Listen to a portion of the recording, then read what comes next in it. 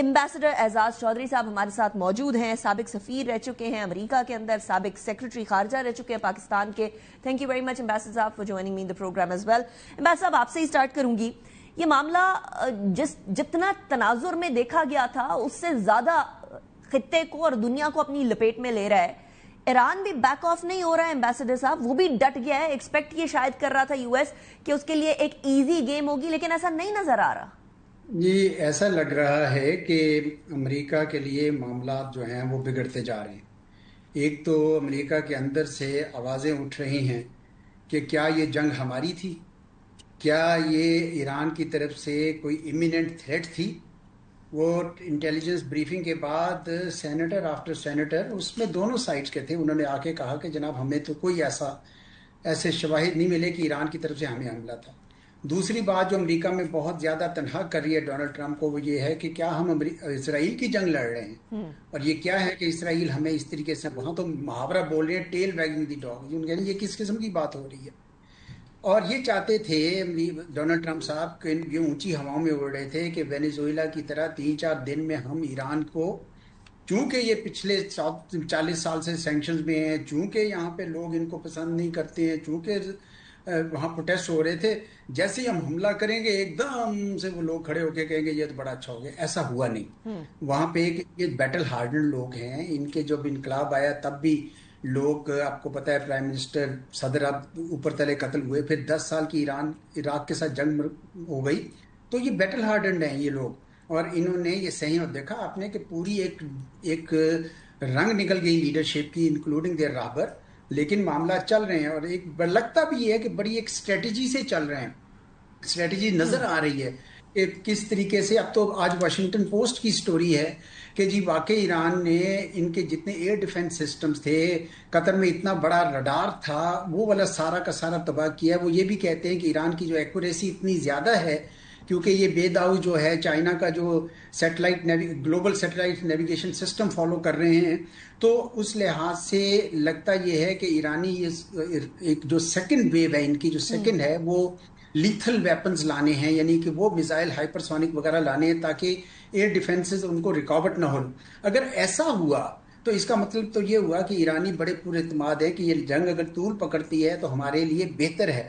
और अमेरिका के लिए प्रेशर ज्यादा हो गए, एक तरफ तो दाखिली प्रेशर जिसका मैंने जिक्र किया, दूसरा गल्फ की रियासतें जो हैं वो भी अब दबाव डाल रही हैं, क्योंकि उनके पास तो गजा की किल्लत होनी शुरू हो जानी है और 15 दिन के बाद। और अगर ईरान ने जी एम्बेसडर, बिगेस्ट प्रेशर यूएस के ऊपर एक मॉनेटरी प्रेशर आ सकता है जो कि गल्फ रियासतों से आना शुरू हो गया कि we will divest from the commitments that we had made. मैं एम्बेसडर मुनीर अकरम साहब की तरफ भी जाऊंगी, then I will return to you. Ambassador साहब, CNN की रिपोर्ट है, CNN को बाकायदा अलाउ किया गया कि ईरान में जाए तेहरान के अंदर जाकर देखें सूरत हाल क्या है। दूसरी तरफ इजराइल के अंदर इतनी शदीद किस्म की सेंसरशिप है कि वहां के लोगों को, आम लोगों को वीडियोस बनाने, और मीडिया को तो बिल्कुल ही अलाउ नहीं किया जा रहा ये सारी सिचुएशन दिखाने का जो इस टाइम पे इजराइल में चल रही है।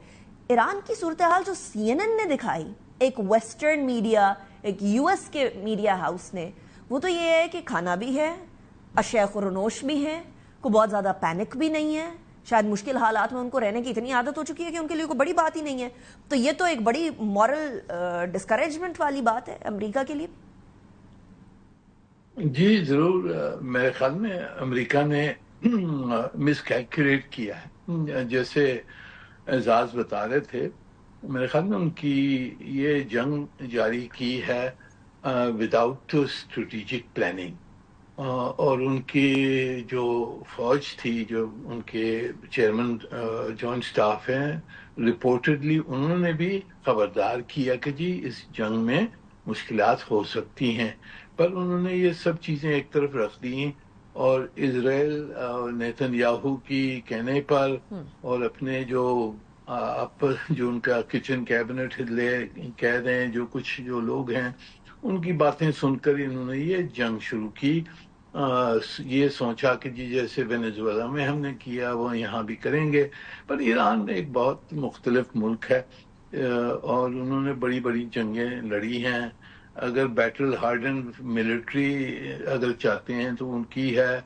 और मेरे ख्याल में अब मुश्किल में अमेरिका एक मुश्किल सिचुएशन में آ گیا ہے. اب دیکھتے ہیں یہ طاقت کی آزمائش ہے دونوں طرف سے, یعنی کہ ایک ٹیسٹ آف ناٹ اونلی دفاعی کیپیبلٹیز بٹ پولیٹیکل ول. دونوں طرف یہ دیکھنا ہے کہ پولیٹیکل ول کس کا ہے اور دفاعی طاقت کس کی رہتی ہے, اور کس حد تک یہ جاری جہاں تک کہ یہ جاری رہے گی جنگ, امریکہ کے لیے مشکلات بڑھتی جائیں گی, کیونکہ ایک طرف سے ان کی جو ڈیفینسو میسائلز وغیرہ ہیں وہ ایکسپینڈ ہو رہی ہیں, دوسری طرف سے تیل اور گیس کی جو قیمت ہے وہ جو بڑھ گئی ہے اس کا اکنامک امپیکٹ ہوگا, فوڈ سیکیورٹی پہ امپیکٹ ہوگا. تو یہ سب چیزیں میرے خیال میں انہوں نے صحیح طرح سے کیلکولیٹ نہیں کیا اس جنگ کو شروع کرنے سے پہلے. Right. Ambassador Chaudhry, Marco Rubio کی ایک سٹیٹمنٹ آئی تھی. مارکو روبیو کی سٹیٹمنٹ میں بولا کہ ہم یہ انٹیسپیٹ کر رہے تھے کہ ایران پہلے اٹیک کرے گا. پھر ایک سٹیٹمنٹ آئی کہ اسرائیل نے اٹیک کر دینا تھا, اس لیے ہم لوگوں نے اٹیک کیا بیکاز وی نیو کہ اسرائیل اٹیک کر ہی دے گا. اس کے بعد اس کو اگلے ہی دن کمپلیٹلی نگیٹ کر دیا انہوں نے. سو یہ کنفیوژن, اور پہلے اسرائیل کے اٹیک کرنے کی بات کے بعد ڈونلڈ ٹرمپ کی سٹیٹمنٹ بھی آگے نہیں, یہ تو میرا ڈیسیجن تھا. سو آل دس کنفیوژن, یہ ایمبیگوس سٹیٹمنٹس, ایک دوسرے سے متضاد تمام جملے, یہ کس طرف اشارہ کر رہے ہیں؟ یہ ایمبیسڈر منیر اکرم صاحب کی بات سے آپ اگری کرتے ہیں کہ بالکل بالکل بالکل اگری کرتا ہوں, اور واقعی انہوں نے مس کیلکولیٹ کیا. گول جو تھا بتا کچھ رہے تھے اپنی عوام کو اور تھا کچھ اور. لوگوں کو کہہ رہے تھے, دنیا کو اور اپنے لوگوں کو, کہ جی ہم تو نیوکلیئر ڈیل کرنے جا رہے ہیں.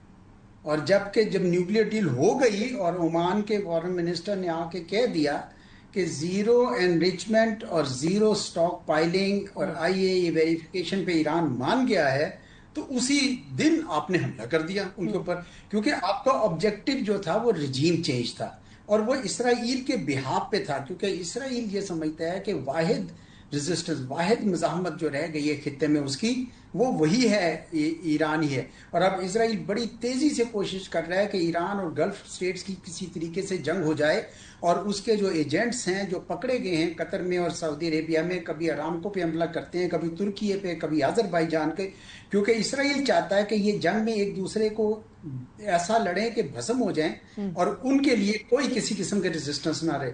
تو مجھے بالکل لگتا ہے صحیح ہے کہ امریکہ نے یہ سب کچھ جو ہے کیلکولیٹ نہیں کیا تھا. ایک اور بات میں آپ کو کہوں کہ جب سے یہ خبریں آ رہی ہیں کہ یہ ہسپتالوں پہ اٹیک کر رہے ہیں, اور ایک اسکول جو بڑے ریموٹ ایریا میں تھا جس میں 167 بچیوں کو, ننھی بچیوں کو 7 سال سے 12 سال کی, ان کو جب یہ شہید کرتے ہیں تو شرم آنی چاہیے ان لوگوں کو کہ یہ پچھلے 70-80 سال سے ہمیں لیکچر دیتے رہے ہیں.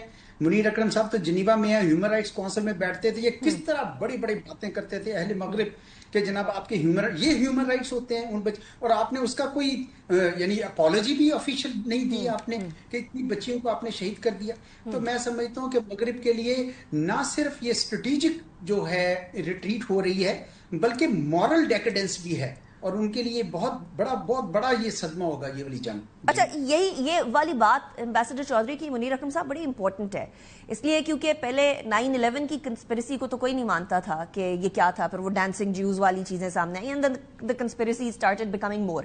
اب اس کو بھی کنسپیریسی میں ڈالنا چاہ رہے ہیں اسرائیل کہ یہ تو ایران کا اپنا ہی مسل مس فائر ہو گیا تھا تو وہ بچیوں پہ گر گیا. اور کانٹرائر یو ایس کے سورسز نے, انٹیلیجنس سورسز نے بتایا کہ یہ یو ایس کا اٹیک ہوا ہے جو کہ اسکول پر بچیوں کا ہوا ہے. تو ہیومن رائٹس تو بالکل کمپلیٹلی اب اس کے علمبردار کا ہونے کا تو یہ کردار نہیں ادا کر سکتے نا. اینڈ سیکنڈلی یہ والی بات کہ آپ پروٹیسٹرز کے اوپر اٹیک نہ کریں, پہلے ایران کو یہ بولا گیا, اپنے ہی پروٹیسٹرز کو منسورا اور باقی جگہوں کے اوپر انہوں نے خود مار دیا, ان کے اپنے آئس ایجنٹس نے. تو یہ اتنا تضاد رول بیسڈ ورلڈ آرڈر نہ ہونے کی وجہ سے ہے یا کوئی اور ریزن ہے؟ جی دیکھیں, امریکہ میرے خیال میں یہ اسرائیل کی جنگ ہے, اور جس طرح سے اسرائیل نے اپنی جنگ غزہ میں لڑی ہے اسی طرح سے ان کا بھی خیال تھا کہ ہم لڑیں گے.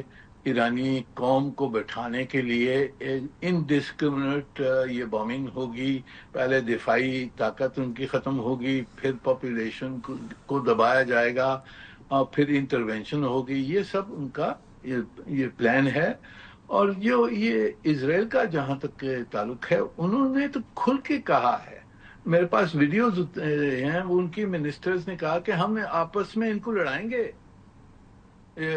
مسلمانوں کو ہم آپس میں لڑائیں گے، جو دو ہمارے دشمن ہیں وہ آپس میں لڑیں گے اور ہمارا کام ہوگا. یہ تو ان کا اسٹیٹڈ پالیسی ہے، اور اس میں کوئی شک نہیں ہے کہ انہوں نے فالس فلیگ آپریشنز کی ہیں، جس کی وجہ سے یہ قطریوں کو، سعودیز کو ورگلانے کے لیے کہ جی ایران آپ کا دشمن ہے. اب پول کھل رہی ہے، اب پتہ لگ جائے گا، اور مشکل میں پڑ گئے ہیں. اب ایران جب تک کہ ہر دن وہ جو اپنی پوزیشن پہ رہتا ہے، آئل پرائسز بڑھتی ہیں، انٹرنیشنل اکانومی پہ امپیکٹ ہوتا ہے، اندرونی مسئلے ٹرمپ صاحب کے لیے یہ کھڑے ہو رہے ہیں، تو جتنی دیر یہ چلے گی وہ امریکہ کے لیے زیادہ مشکلات بڑھ جائیں. Thank you very much.